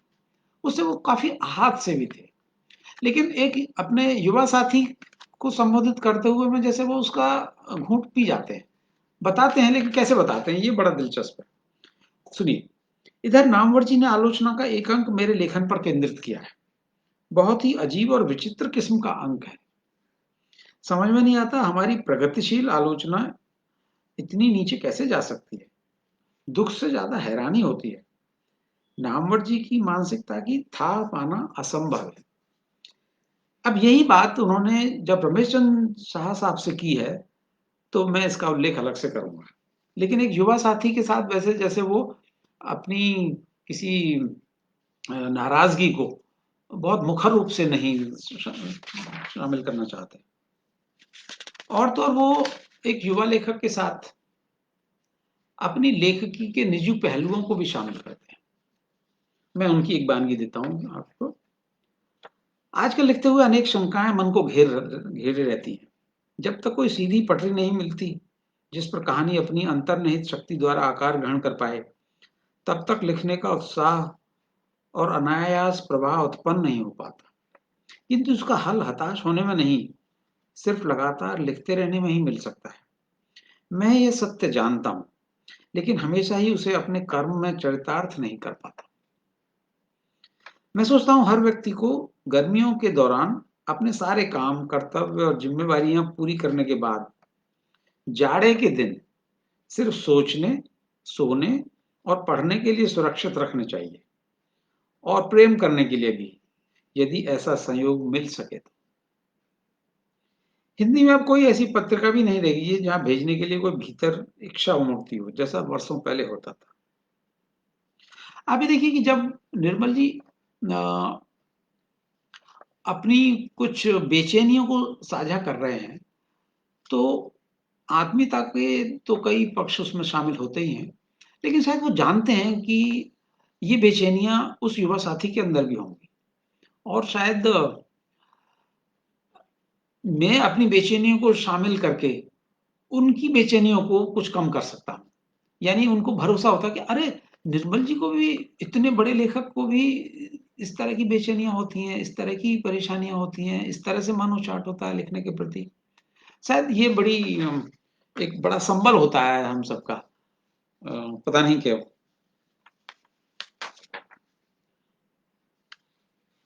तो इसको मैं फिर यहीं पर रखता हूँ। तो ये थे जो निर्मल जी के जो पत्र की एक वानगी, जो कथाकार मित्र जयशंकर को उन्होंने लिखे हैं। इसके थोड़ा सा अलग जो पत्र उन्होंने राम कुमार जी को लिखे हैं, वे अपनी तरह से महत्वपूर्ण हैं। महत्वपूर्ण इसलिए है क्योंकि यहाँ हमें निर्मल जी की एक अलग दुनिया खुलती है। यहाँ कुछ ऐसे पक्ष सामने आते हैं जिसे कहते हैं कि हमें जो उनके जीवन से संबद्ध हैं, जो हमें उनकी रचनाओं से परे लगते हैं, जो हमें अन्यथा नहीं मिलते, जिसे कहते हैं, जिसके लिए हमें किसी लेखक की बायोग्राफी पढ़नी होती है, उसकी जीवनी, या वहां के उसके सूत्र हमें बहुत मिलते हैं। आप मित्र जानते हैं कि सन 60 के दशक में निर्मल जी चेकोस्लोवाकिया रहे और उसके बाद वो उन्होंने फैसला किया कि वो यहाँ आएंगे, लौटेंगे 8-9 बरस की जीवन वहां बिताने के बाद। अब जब निर्मल जी यहाँ आते हैं तो उनके पास कोई मुकम्मल नौकरी नहीं है, और तो और उन्होंने जो विवाह किया था और जिससे उनकी एक पुत्री है, और उनकी पत्नी बकुल जी जो डॉक्टर हैं, वो वहीं पर रहने का फैसला करते हैं, बाद में लंदन चली गई। लेकिन निर्मल जी को ये पक्ष अभी इन पर बातें होनी चाहिए या इनका उत्खनन होना चाहिए कि वो अ, कौन से कारक थे जिनके कारण निर्मल जी को ने वापस आने का फैसला किया। लेकिन उसकी कुछ वानगी यहाँ पर मिलती है। तो और ये ऐसे पक्ष हैं जो जिसके बारे में हमें अभी तक नहीं पता था, और इस किताब, इन पत्रों की मार्फत ही हमको पता लगा है। इसलिए मैं उनका छोटा-छोटा चलते-चलते ज़िक्र आपको बता रहा हूँ। इस बीच खाली रहने की अपेक्षा मुझे कोई काम ढूँढ लेना ज़्यादा संगत जान पड़ा। इसलिए मैंने तुम्हें सर्टिफ़िकेट के बारे में लिखा था। मैं यहाँ एक छोटा-सा किराए का कमरा खोज रहा हूँ, लेकिन आजकल यहाँ किराए बहुत बढ़ गए हैं। प्राग छोड़ने के बाद मैं यहाँ लंदन काफ़ी अकेला-सा पड़ गया। लेकिन अब मुझे यह अकेलापन उतना ही अच्छा लगता है जितनी प्राग की हलचल। अब देखिए, क्या तुम सोचते हो वापस आने पर मुझे किसी तरह का काम मिल सकेगा? इतने अरसे के बाद मैं अपने ही देश में काफ़ी अजनबी सा पाऊंगा। यह चीज़ मुझे काफ़ी असंगत और हास्यास्पद सी लगती है, किंतु इसका सामना कभी न कभी करना ही होगा। मेरा कमरा दोस्तोवस्की के किसी हीरो के अंधेरे, सर्द अंडरग्राउंड तहखाने से ज़्यादा भिन्न नहीं। मैं जीवन और साहित्य और जीवन की जिस बात को पहले ज़िक्र कर रहा था, मैं अक्सर सुबह से ही पास की एक लाइब्रेरी में चला जाता हूँ। मतलब अपनी अभावग्रस्त जीवन के साथ वो कैसे तारतम्य बिठाते हैं, कैसे गठजोड़ बिठाते हैं। अक्सर लाइब्रेरी, वो दिल्ली में आकर भी वो ये होता है। लंदन में मेरा रहना बहुत सारी चीज़ों पर निर्भर है। सबसे बड़ी समस्या काम पाने की है, और उसके बारे में संभावना उतनी ही धुंधली है जितनी पहले थी। एक बार वो फिर अपने भाई को अंग्रेजी में लिखते हैं। Writing these days comes hard to me. My mind most of the time is a little distracted for things which lead to nothing, or occupied in things which demand immediate and radical solutions, and which most of time I am shirking to face. यहाँ शायद संदर्भ उनके और वकुल जी के बीच होती दूरी का है कि वो जब आना, तो लेकिन उस बेचैनी को वो अपने भाई के साथ बांट रहे हैं। अब देखिए, इसी अभावग्रस्त जीवन और संघर्षशील जीवन और फिर भी कला के प्रति, लेखन के प्रति पूर्ण निष्ठा और एकाग्रता से समर्पित जीवन की कुछ झलकियां हमें कैसे हासिल हो रही हैं। ओम प्रकाश जी, अ, राजकमल के ओम प्रकाश जी ने टॉल्स्टॉय का उपन्यास चाइल्डहुड अनुवाद करने के लिए दिया है, जो मुझे आसपास की परेशानियों से बचाए रखता है। पुतुल अक्सर मुझे याद करती है, रात अचानक उठकर रोने लगती है और दूसरे बच्चों के माँ बाप के सामने अपने को अजीब सा महसूस करती है। मैं अभी तक कोई निर्णय नहीं ले पाया। माँ जी की समस्या है, भाभी जी को ऐसी स्थिति में छोड़ जाना बहुत ही गलत जान पड़ता है। यानी एक मध्यवर्गीय पारिवारिकता में जुड़े हुए निर्मल जी, जो आपको उनकी कृतियों में अन्यथा कहीं नहीं दिखते। शुक्रिया इला जी। मनीषा जी नमस्कार, आपका यहाँ पर स्वागत है जुड़ने के लिए। मैं निर्मल जी की बातें कर रहा हूँ आज, निर्मल जी के पत्रों की बातें। फिर वो बाद में लंदन चले जाते हैं कुछ समय के लिए। घर छोड़ते हुए बहुत अजीब लगा, शायद इसलिए भी क्योंकि आखिरी क्षण तक मैं भी अपने को मानसिक रूप से जाने के लिए तैयार नहीं कर सका। लेकिन यहाँ आकर सोचता हूँ कि एक तरह से ये ठीक ही हुआ। मुझे कभी इतना समय, इतना अवकाश नहीं मिला था कि अपने बारे में, अपने विगत वर्षों के बारे में निर्विघ्न, निर्मम ढंग से सोच सकूं, और सोचने के लिए यहाँ इतना समय है। आप देखिए, उनकी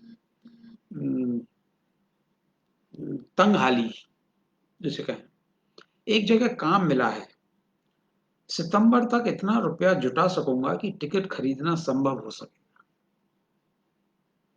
मैं इस पर कोई टिप्पणी किए बगैर अपनी बात शायद कह पा रहा हूँ। मैं न जाने क्यों अभी तक इस तरह की अजीब अकेली जिंदगी को कोई अर्थपूर्ण तरतीब नहीं दे सका हूँ। सुबह होते ही कोई गांठ खुल जाती है, लेकिन अंधेरा घिरते गिरते खुद ब खुद बंद हो जाती है। इन दिनों अक्सर मैं अपना समय बाहर गुजारता हूँ। रात को बेहोशी सी गहरी नींद आती है जो वरदान जान पड़ती है। ये उनकी 74 की एक पत्र में है, जो दिल्ली आ गए हैं। आजकल लिखने को भी काफी मन करता है, लगता है जैसे वे जीने का एक बड़ा सहारा हो। देखिए, अपने ऐसी मनस्थिति में लेखक क्या ढूंढ रहा है। मैं स्वयं अपने जीवन में इतना असंतुष्ट हूँ, राम कुमार जी को लिख रहे हैं, कि कभी कभी कुछ भी समझ नहीं आता किस रास्ते पर चलकर शांति या जीने का अर्थ मिल सकता है। शायद अपने पर यह गुस्सा और संतोष ही कभी कभी छिटक कर दूसरों पर चला जाता है, जिसके लिए अपने पर लज्जित होने के सिवा कोई चारा नहीं। आज मैंने परिषद के कमरे में जाना शुरू किया। देखिए, उनके इस पक्ष का क्या रूप है। जब बड़ा अजीब लगता है दफ्तर में काम करना, चाहे वो अपना ही काम क्यों ना हो। घंटी बजाते ही चपरासी आ जाता है, जो चमत्कार सा जान पड़ता है। यानी जो लेखक अनुवाद करके या कुछ इस तरह से अपना गुजारा कर रहा है, उसको एक पीठ मिल जाती है और काम करने की थोड़ी सहूलियत मिल जाती है, तो वो बहुत छोटी सी चीज भी उनको कितनी बड़ी खुशी दे रही है। कभी कभी मैं सोचता हूँ, यदि भोपाल में ही सस्ती जमीन, ये दिल्ली, उनके दिल्ली से मोह भंग की जैसे ही गाथा हो, सस्ती जमीन ताल के आसपास मिल जाए तो यहीं स्थायी रूप से रहना बुरा नहीं होगा। दिल्ली के बारे में सोचते हुए एक भीतरी दहशत सी होती है। भोपाल में बिताए इन वर्षों ने मुझे अब दिल्ली के पुराने वातावरण में रहने के लिए काफी विरक्त कर दिया। ये तो उनके आत्मीयता के पहलू हैं, आत्मीय पक्ष, यानी उनके निजी पक्ष जो हमें अभी तक का उपलब्ध नहीं थे। अब मैं थोड़ा सा जिक्र उसका करता हूँ जो सभी लेखकों के साथ करते हैं, कि वो अपने भाई से अपनी रचनाओं का पढ़े जाने का, किताबों का जिक्र किस तरह से करते हैं। स्टीफन स्पेंडर की आत्मकथा वर्ल्ड विद इन वर्ल्ड पढ़ने को मिले तो अवश्य पढ़ना। पिछले दिनों शायद ही कि किसी पुस्तक ने अपनी ईमानदारी और संवेदनशीलता के कारण मुझे इतना उद्वेलित किया। जिस चीज ने मुझे अब सबसे अधिक प्रभावित किया वह लेखक की हम्बलनेस या कैपेसिटी टू बियर ह्यूमिलिएशंस है। अब देखिए किस तरफ इशारा कर रहा है। एक लेखक के लिए ह्यूमिलिएशंस को बर्दाश्त करना भी महत्वपूर्ण है। ये किसी दूसरे लेखक के लिए कितनी बड़ी शक्ति दे सकता है ये वाक्य। क्या तुमने बैलो की हरजोक पढ़ी है? यदि नहीं तो अवश्य पढ़ना। इधर रसेल की आत्मकथा पढ़ी। जो चीज मुझे सबसे अधिक प्रभावित करने वाली लगी वह है एक निर्मल शाश्वत को छूने की तटस्थता। कुछ वैसे ही जैसे वार एंड पीस में आंद्रे युद्ध के मैदान में नीले आकाश को देखकर देखकर आसपास की मारकाट चीख पुकार यहां तक कि अपने घावों को भूल जाता है। कुछ दिन पहले श्रीपद जी मिले थे, श्रीपद राय। ये सन 72 का एक पत्र है। मैंने टेलीविजन पर उनका इंटरव्यू भी लिया। आप कल्पना कीजिए, निर्मल जी किसी का इंटरव्यू ले रहे हैं। हम दोनों ही आखिर तक घबराते रहे। इन्हीं दिनों मैं सिमोन वेल की जीवन कथा पढ़ रहा हूं। कभी कभी मुझे लगता है जैसे मैं दोबारा पढ़ना सीख रहा हूं, अपना समूचा ज्ञान उतार कर। मैं सुबह ही सतगुरु हाउस की लाइब्रेरी में चला जाता हूं, शाम तक वहीं रहता हूं। काफी सुकून सा मिलता है। अपने कोने में जाते ही सुरक्षित सा महसूस करता हूं। थोड़ा बहुत काम भी हो जाता है, लेकिन सबसे अजीब चीज यह है कि घर में जो दिन पहाड़ से मालूम होते हैं, यहाँ लाइब्रेरी में बैठकर उनके बीतने का एहसास नहीं होता। कुर्सी पर बैठकर ही सोचा जा सकता है। यह अनुभव भी काफी अनोखा और दिलचस्प लगता है। 2 दिन हमारा अधिकांश समय, वो एक और पत्र में लिख रहे हैं, म्यूजियम और कला संग्रह में घूमने में बीत गया। एक दिन हम यासनाया पोलियाना भी गए। ये टैगोर की का जिक्र जब किया था शांति निकेतन का, उसके संदर्भ में ये बात देखिए, इसकी तुलना बड़ी महत्वपूर्ण है। टॉल्स्टॉय का घर बर्फ से घिरा था, कब्र भी सफेदी में लिपटी थी। मास्को में चेखव का घर देखने भी गए। लेनिनग्राद अपने में बिल्कुल अलग शहर जान पड़ा। नदी, गलियों के बीच नहरें, दोस्तोवस्की का मकान। मुझे लगता था उस शहर में मैं महीनों अकेला रह सकता। सारे रूसी उस्तादों के कृतित्व निर्मल जी की चाहना का हिस्सा रहे और वो बार बार उनका जिक्र भी करते हैं। नमस्कार विनय जी, हम निर्मल जी के पत्रों की बात कर रहे हैं आज। मैं अभी जो उन्होंने अपने भाई राम कुमार जी को लिखे उन पर हूँ। इससे पहले हम कथाकार जयशंकर का जिक्र कर चुके हैं। राम कुमार जी के साथ जिक्र में एक जो दुर्लभ चीज आती है वो है निर्मल जी का एक पारिवारिक पक्ष। हम उनके जैसे निर्मल जी के पारिवारिक पक्ष के बारे में बिल्कुल नहीं जानते। जैसे रमेश चंद्र शाह ने अपने भूमिका में भी लिखा है कि सार्वजनिक जीवन में भी जैसे निर्मल अपना एक निजी चेहरा ही लिए होते थे। वो कहीं पर भी बहुत खुलकर नहीं अपना जिक्र करेंगे, कोई अपनी बात नहीं बताएंगे। चंद मित्रों को, चंद हितैषी मित्रों के सामने वो अपने को थोड़ा सा खोलते हैं। लेकिन यहाँ पर उन्होंने किया है, जैसे वो कहते हैं पुतुल, पुतुल उनकी बेटी है। पुतुल ठीक है, माँ जी से कहना किसी बात की चिंता ना करें। डेरेल के शब्दों में हर बच्चा एक उपन्यास की तरह शुरू होता है, आरंभ में काफी गड़बड़ के साथ, किंतु धीरे धीरे खुद ब खुद अपनी गति पकड़ लेता है। यह जानकर बहुत संतोष हुआ कि माँ जी का हाथ पहले से बेहतर है। उन्हें देखने की इच्छा मेरे मन में अक्सर उठती है। यह विश्वास नहीं होता कि घर छोड़े मुझे 4 वर्ष से अधिक हो गुजर गए। जब तक मैं खुद अपनी उम्र पर नजर नहीं डालता। तुम्हारा पत्र सब लोगों ने पढ़ा। तुम्हारा भाव सबको रह रह कर अखड़ता है। जब आपस में मिलते हैं तो अक्सर तुम लोगों की ही बातें होती हैं। तुम्हें न्यूयॉर्क गए 2 महीने गुजर गए, 1-2 बार कृष्ण खन्ना या अलका जी के घर जाते हुए तुम्हारे घर के सामने से गुजरना पड़ा तो भीतर बहुत खालीपन-सा महसूस हुआ। तुम्हारे पत्र से यह जानकर बहुत खुशी हुई कि प्रदर्शनी सफल रही। पता नहीं क्यों यहाँ से दिल्ली की सांस्कृतिक हलचल बहुत दूर, किसी दूसरी दुनिया की खबरें जान पड़ती हैं। तुम्हारा काम कैसा चल रहा है? दिल्ली में इन दिनों काफ़ी तेज गर्मी पड़ रही होगी। टुल्लू की परीक्षाएँ कैसी रहीं? छोटी भाभी अलमारी में बहुत सी चीज़ें छोड़ गई। अचार का मर्तबान, चीज़, अनेक दूसरी चीज़ें जो अरसे तक चलेंगी। ये भोपाल के दिनों की बात है। उन्होंने छोटे लाल को कुकर में खाना बनाना भी सिखा दिया, जिसके कारण अब वह दाल-सब्जी पहले से कहीं अच्छी बना लेता है। एक सुबह शेर भी देखने को मिला। हम हाथी पर बैठकर 3 गज की दूरी से उसे देख रहे थे और वह बांसों के बीच बैठा हुआ एक जंगली सूअर का भोजन कर रहा था। टुल्लू होता तो उसे सचमुच आनंद आता। यानी मध्यवर्गीय और पारिवारिकता के संदर्भों से जुड़ने की कल्पना अमूमन निर्मल वर्मा के पाठक नहीं करते, लेकिन यहाँ पर देखिए कितनी सहजता और मार्मिकता से निर्मल जी का वह रूप हमें सामने दिख रहा है। प्रकृति और पर्यावरण की बातें मैंने पहले ही आपसे कही थी। मेरे ख्याल से समयाभाव है तो इसलिए मैं उसका जिक्र नहीं कर रहा हूँ, लेकिन एक जिक्र है मैं जरूर करना चाहूँगा कि निर्मल जी लंदन में गए हुए हैं और उससे पहले उनकी माँ अस्वस्थ थी और बाद में पता लगा कि उनकी मृत्यु हो गई।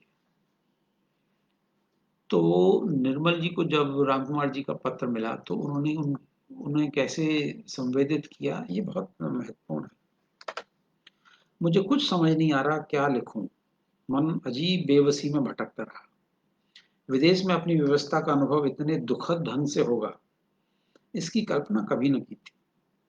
इस जगह उनके होने का दुख भी असहनीय लगता है, क्योंकि मेरे लिए वह माँ उस क्षण से नहीं थी जब से मैंने घर छोड़ा था।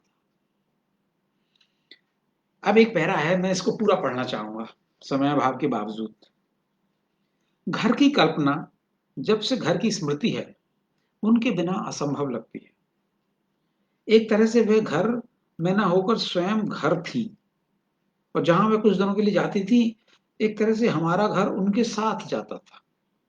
इसलिए जब कोई कहता था आजकल माँ जी कानपुर में हैं, तो चुपचाप यह भ्रम होता था कि उनके साथ हमारा घर कानपुर में है। वे हमें जोड़ती नहीं थी, उनके रहते हम खुद ब खुद एक दूसरे के साथ जुड़े रहते। तुम्हारा पत्र मिलने के बाद पहला अनुभव दुख का उतना नहीं जितना गहरा अकेलेपन का हुआ। जैसे किसी ने एक झटके से मुझे अकेले में बिल्कुल अलग धकेल दिया हो। शायद यह बहुत डरावने किस्म की पीड़ा है, जब आदमी चुप रहने के बावजूद यह महसूस करता है कि जाने वाला व्यक्ति अपने साथ उन खास शब्दों को भी हमेशा के लिए ले गया जो केवल उनके साथ रहकर बने थे। मुझे कभी कल्पना नहीं थी कि मैं इस तरह की पूंजी निर्मल जी के बारे में इन पत्रों में हासिल कर लूंगा। फिर इसमें कुछ समकालीन तत्कालीन संदर्भ में मैं उनको छोड़ रहा हूँ, कुछ राजनीतिक संदर्भ हैं बहुत चुटपुट उनके हैं। अब मैं आता हूँ रमेश चंद्र साहा परिवार को लिखे पत्रों की तरफ। चूंकि हमारे पास समय बहुत कम है और माफ कीजिएगा मैं चूंकि पहली बार यहाँ पर पेश हो रहा हूँ तो शायद मैं अपने समय का आवंटन भी ठीक तरह से नहीं कर पाया। ये किताब मेरे जाने इन तीनों किताबों में और एक दर्जा ऊपर है, क्योंकि जयशंकर जी के साथ तमाम आत्मीयता, तमाम पारदर्शिता के बाद भी जैसे एक हल्की सी दूरी बनी रहती है और इसका एहसास हमें तभी होता है जब हम रमेश चंद्र साहा के साथ उनके पत्राचार को पढ़ते हैं, इसके कुछ अंशों को और उनके पूरे दूसरे परिवार को। मुझे नहीं पता कि हमारे किसी लेखक का किसी दूसरे लेखक के समूचे परिवार के साथ, सभी सदस्यों के साथ इतना निजी और स्वतंत्र संबंध हो सकता है जितना निर्मल जी का रमेश चंद्र साहब के परिवार के साथ था। वो चारों को, उनकी 2 बेटियों को, जो स्वतंत्र रूप से कलाकार भी हैं, ज्योत्सना जी के साथ निरंतर पत्र लिखते हैं स्वतंत्र रूप से। एक पत्र में दूसरे का जिक्र जरूर करते हैं, लेकिन कभी कभी उलाहना भी देते हैं कि मैंने उनको पत्र लिखा था और उन्होंने अभी तक नहीं दिया। जैसे एक पत्र में एक सदस्य के साथ वो ये भी अपेक्षा कर रहे हो कि ये मेरी कितनी बड़ी जरूरत है, आपसी संवाद। इन पत्रों के बारे में मैं 2-3 बातें जरूर कहना चाहूंगा, क्योंकि ये 4 सदस्य हैं, इसलिए 4 किताबें समझिए, एक तरह से एक किताब में शामिल है। 4 अलग अलग दुनियाएं उनमें शामिल है। एक तो ये कि निर्मल जी ने सबसे लंबे पत्र रमेशन शाह जी को लिखे। लंबे पत्र होने का अभिप्राय सिर्फ यह है कि वहां पर उनकी वैचारिकी एक नया आयाम और विस्तार पा रही है, जो राम कुमार जी के साथ और जयशंकर जी के साथ नहीं दिख रहा, या कम से कम उनके बरक्स देखने पर लगता है कि ये विस्तार पा रही है। शायद इसका कारण ये होगा कि एक तो राम कुमार जी मुख्यतः चित्रकार थे, और वो साहित्य की दुनिया की शायद उसमें रोजमर्रा की रूप में शामिल नहीं थे। और शायद जयशंकर जी के साथ भी इसलिए क्योंकि वो एक तो अलग रहते थे, उनसे दूर रहते थे, और शायद उनकी जमीन भी अलग थी वैचारिकी की। तो जहाँ पर वो किताबों की बातें तो उनसे करते हैं, लेकिन कुछ वैचारिक संबंधी। और रमेश शाह की उनकी जो समग्र रचनाशीलता है, उनकी कहानी, उपन्यास, कविताएं और निबंध, व्याख्यान, उन सब के प्रति निर्मल जी के मन में एक बहुत आदर दिखता है। वो आदर एक अलग स्तर पर ज्योत्सना जी के लिए भी दिखता है। तो मैं चलते चलते उनका जिक्र करूंगा। वहां पर भी वो बताते हैं कि मैंने कौन सी किताब पढ़ी, आपने क्या किया। लगातार जैसे एक लेखक पूछता जाता है कि जैसे वो टॉल्स्टॉय, सॉरी, महात्मा गांधी, जैसे वो दिल्ली में उन्होंने एक सन 79 में 30 जनवरी संवाद समिति शुरू की। तो वो आग्रह कर रहे हैं कि आप उसके लिए कुछ कीजिए। ऑरवेल की सुंदरदाई जीवनी मैंने पढ़ी है, क्या आपने पढ़ी है? मुझे ये ऐसा लगा। प्रसाद प्रसाद के ऊपर उन्होंने एक टिप्पणी की है सबरेशन साहब के साथ। वो कहते हैं कि प्रसाद की कहानियां पढ़ता रहा, लेकिन मुझे ज्यादा पसंद नहीं आई। शायद वह कहानी का ढांचा, उनकी फॉर्म उनके अनुकूल नहीं पड़ती थी। आप क्या सोचते हैं?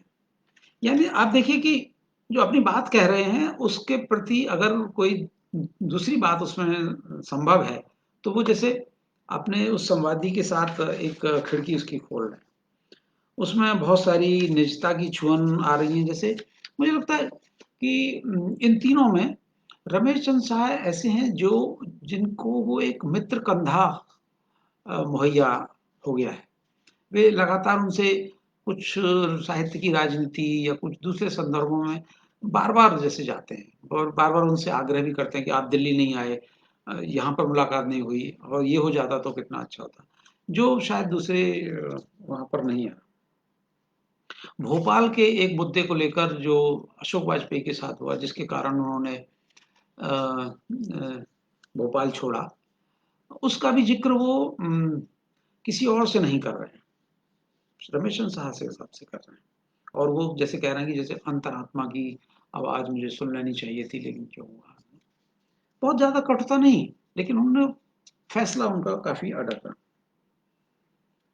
जैसे कभी कहते हैं कि मैं कभी सोचता हूँ पूरा वर्ष या कुछ महीने आवारागर्दी में गुजार दूं। आपके पत्र को पढ़कर पागल सी लालसा हुई कि यदि मौका निकालकर रामकृष्ण मिशन के आश्रम में जाकर रह सकें तो कैसा रहे। तो इस तरह की बातें वो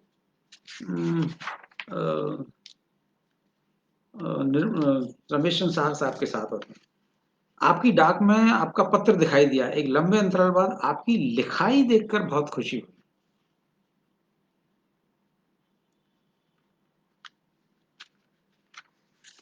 और उनका अंतिम पत्र जो है वो बहुत, देखिए जिसकी तरफ मैं इशारा कर रहा था, अभी 12 दिन अस्पताल रहकर लौटा हूं। कमजोरी बहुत है, लेकिन धीरे धीरे पुराने लिखने पढ़ने का रूटीन पटरी पर लगने लगा है। इससे मन को कुछ आश्वासन मिलता है। यानी उनका उनके केंद्र में बीमारी नहीं, लिखना पढ़ना आ गया है, उसके उसको आधार बनाकर संवाद कर रहे हैं।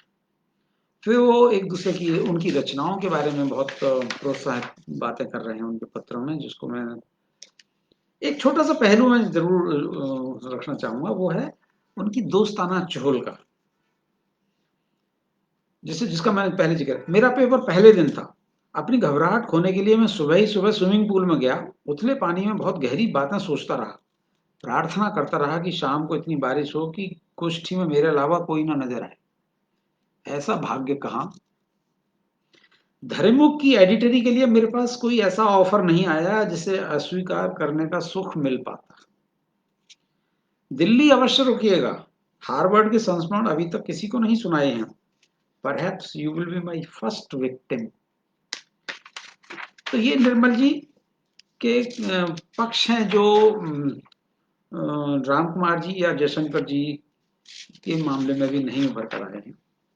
कुछ हिंदी के जो कटु पक्ष, एक जिसका मैंने जयशंकर जी के संदर्भ में बात की थी, तो उसका जिक्र एक हल्का सा आलोचना के अंक की बात कर रहा हूं। आलोचना का अंक नामवर जी ने इस बार मुझ पर कोप केंद्रित किया है। निंदा अंक का यह अद्भुत उदाहरण है समूची हिंदी साहित्य पत्रकारिता के इतिहास में। वे मुझ पर इतना क्रुद्ध और कुपित थे तो अंक निकालने की आवश्यकता क्या थी। उन्हें अपना निबंध देते हुए अनुमान ही नहीं था कि वह एक निरीह कबूतर सा आलोचना के हिंस्र जीव जंतुओं के बीच भिड़ जाएगा। एक और कितनी देर और है अर्पण जी, क्या मैं 2-3 मिनट और ले सकता हूं? मैं बस 2 मिनट में या अधिक से अधिक 3 मिनट में अपनी बात समाप्त कर लूंगा।